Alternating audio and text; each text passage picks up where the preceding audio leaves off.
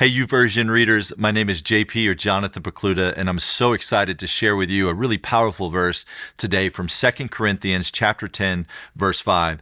It says, "We demolish arguments and every pretension that sets itself up against the knowledge of God, and we take captive every thought to make it obedient to Christ." Now, the context of this verse is that there are rulers and principalities and demonic forces working against us. We know from the scriptures right there in the beginning of Genesis that Satan's key strategy is that he lies. He's the father of lies, that he comes alongside us and say, did God really say?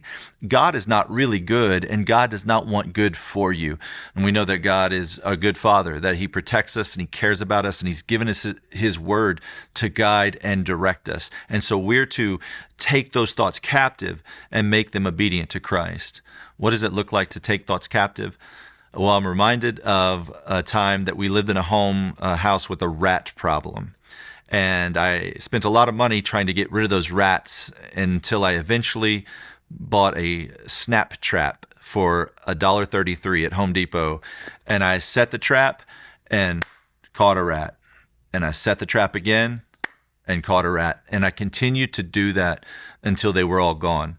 And in the same way, when we have a thought, we need to look at that thought and say, okay, is that consistent with the truths of the scriptures? Is that consistent with the realities of Jesus Christ?